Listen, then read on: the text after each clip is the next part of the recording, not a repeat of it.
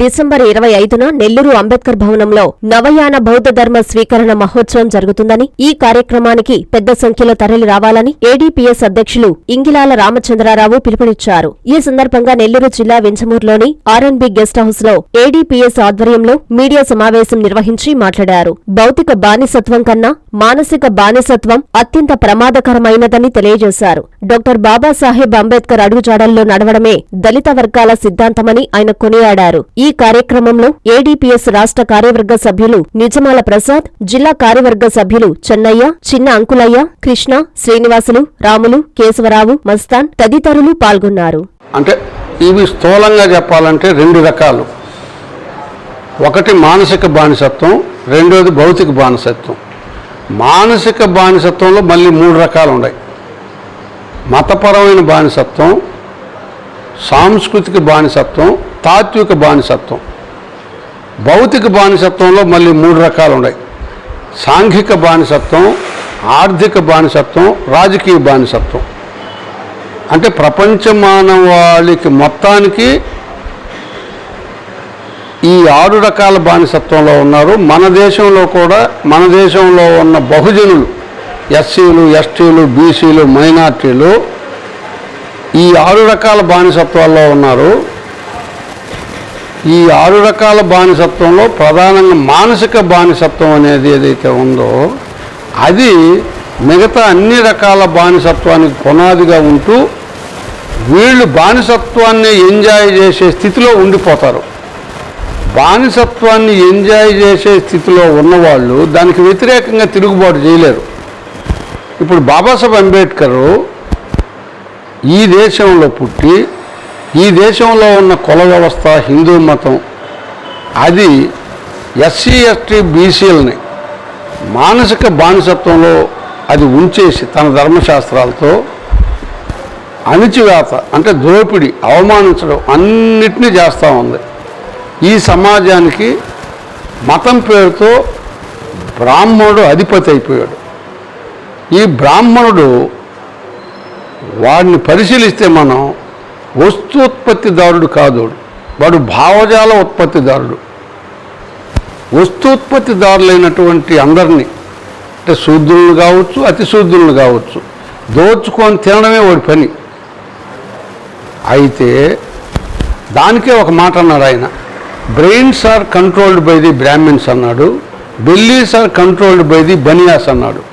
అంటే ఇది మీకు అర్థమయ్యే పరిభాషలో చెప్పాలంటే బ్రాహ్మణులు బ్రెయిన్ ఈటర్స్ అన్నారు, కోమటోళ్ళు బాడీ ఈటర్స్ అన్నాడు. వీళ్ళిద్దరూ జీవితాన్ని, వాళ్ళ జీవితాన్ని పరిశీలిస్తే మనం మోసం, అబద్ధం వాళ్ళిద్దరు ఆయుధాలు, ఆ 2 కులాల ఆయుధాలు. మిగతా వాళ్ళు దోచుకొని తినడం. ఈ మానసిక బానిసత్వం నుండి బయటపెట్టడానికే ఆయన బౌద్ధ ధర్మాన్ని స్వీకరించమన్నాడు.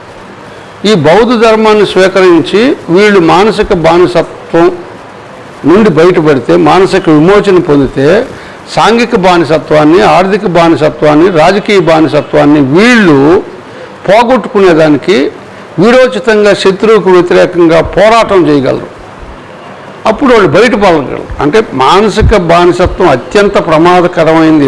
ఎందుకంటున్నాడంటే బాబాసాహెబ్ అంబేద్కర్, ఆ స్థితిలో ఉన్నవాళ్ళు తాము బానిసత్వంలో ఉన్నామన్న ఎరుకు కూడా ఉండకుండా ఉంటారు. ఎరుకు లేకుండా, ఆ ఎరుకు లేకుండా ఉన్నప్పుడు వాళ్ళు తిరుగుబాటు చేయలేరు. అందుకనే ఈ దేశంలో మీరు పరిశీలిస్తే, మన జిల్లాలో అయినా పరిశీలిస్తే, కొన్ని గ్రామాలకు మీరు వెళ్ళగలిగితే మాలలుగా, మాదిగలుగా ఉన్నవాళ్ళు మేము రెడ్డి మనుషులం, మేము నాయుడు గారి మనుషులం, మేము నల్లపరెడ్డి వాళ్ళ మనుషులం, మేము నేదురుమల్లి వాళ్ళ మనుషులం, మేము అని ఇట్లా చెప్పుకుంటారు. అంటే మేము మనుషులు అని చెప్పాల్సిన మనుషులు మేము నేదురుమల్లి మనుషులం అని చెప్పడంలోనే బానిసత్వం ఉంది. గర్వకారణంగా చెప్పుకుంటారు. అది ఆ గర్వకారణంగా చెప్పుకోవడం అనేది మానసిక బానిసత్వం యొక్క ఎక్స్ప్రెషన్, అది దాని యొక్క ఫలితం అది. కాబట్టి బాబాసాహెబ్ అంబేద్కర్ ఏం చేయదలుచుకున్నాడంటే, నేను మనిషిని అనుకో, నేను రెడ్డి మనిషిని అనడం మానేసుకో అని చెప్పాడు ఆయన. అంతేకాదు, నీకు మనిషి జీవితం జీవించడానికి సమానత్వం కోసం, స్వేచ్ఛ కోసం, సహోదరత్వం కోసం నీ మీద ఉండే ఆధిపత్యవాదులతో పోరాడు. ఈ క్యాస్ట్ సిస్టంతో పోరాడు, క్యాస్ట్ సిస్టంకు వ్యతిరేకంగా పోరాడు. సిస్టంకు వ్యతిరేకమైన వ్యక్తులకు కాదు. ఈ దేశంలో ఉన్న కుల వ్యవస్థ అన్నిటికీ అదే పునాది. ఆధిపత్యానికి అదే పునాది, విభజనకు అదే పునాది, దోపిడీకి అదే పునాది, అవినీతికి అదే పునాది, అన్నిటికీ అదే పునాది. కాబట్టి కుల వ్యవస్థ నిర్మూలించబడితేనే భారతదేశంలో ప్రజాస్వామ్యం ప్రతిష్ఠించబడుతుంది అని చెప్పాడు. కుల వ్యవస్థకి ప్రజాస్వామ్యానికి పొసగదు అన్నాడు. ఇంకా అంతేకాదు, అసలు కుల వ్యవస్థ ఏ సంస్కరణకి ఇష్టపడదు అని చెప్పాడు. అసలు హిందూ మతం అనే దాన్ని ఆయన నిర్వచించాడు. హిందూ మతం అసమానతలకు, అన్యాయానికి, అంటరాంతనానికి ప్రతిరూపం అన్నాడు. హిందూ మతతత్వాన్ని గురించి నిర్వచించాడు ఆయన. హిందూ మతతత్వం సమానత్వానికి శత్రువు, స్వేచ్ఛ అని చెప్పాడు. అసలు ఆయన లోతుగా అధ్యయనం చేసి హిందూ మతాన్ని ఆయన లోతుగా ఎగ్జామిన్ చేసి ఆయన నోటబుల్ పాయింట్గా చెప్పింది ఏమిటంటే, హిందూ మతం మతమే కాదు, అది ఒక విధి నిషేధాల శిక్షా స్మృతి. మతం అంటే ప్రిన్సిపల్స్ ఉండాలా, ఇది మతం కాదు కాబట్టి దీంట్లో రూల్స్ అండ్ రెగ్యులేషన్స్ ఉన్నాయి. రూల్స్ అండ్ రెగ్యులేషన్స్ ఉన్నాయే తప్ప ప్రిన్సిపల్స్ లేవు, అందుకని ఇది మతమే కాదు అన్నాడు. కాబట్టి ఆయన ప్రజ్ఞ, సమత, కరుణ ఉన్నటువంటి బౌద్ధ ధర్మాన్ని తీసుకోమని భారతదేశంలో ప్రజలందరినీ కోరాడు. ఎవరు తీసుకున్నా తీసుకోకపోయినా అంటరాని జాతి ప్రజల్ని వెంటనే తీసుకోమన్నాడు ఆయన.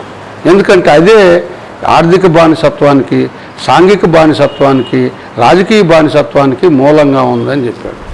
CMR shopping mall Chandana brothers లో Christmas, new year, Sankranti express sale December 2 నుండి అంతులేని ఆఫర్స్, ఊహల కందని డిజైన్స్, ప్రపంచ స్థాయి ఫ్యాషన్ వస్త్ర శ్రేణి, 99 రూపాయల నుండి అన్ని రకాల వస్త్రాలపై అప్ టు 50% ఆఫ్. 1+1, 1+2 కాంబో ఆఫర్లు, 500 రూపాయల వస్త్రాలు, 5,000 రూపాయల బంగారు ఆభరణాల కొనుగోలుపై ఒక gift coupon, daily draw, weekly draw, bumper draw, ఒకే కూపన్ పై 3 డ్రాలు, daily draw 5 gifts, weekly draw TVS Scooty, new year draw couple కి Malaysia trip, bumper draw Tata Tiago XE, ఇంకా మరెన్నో పండుగ ఆఫర్లు. CMR shopping mall Chandana brothers, Nellore.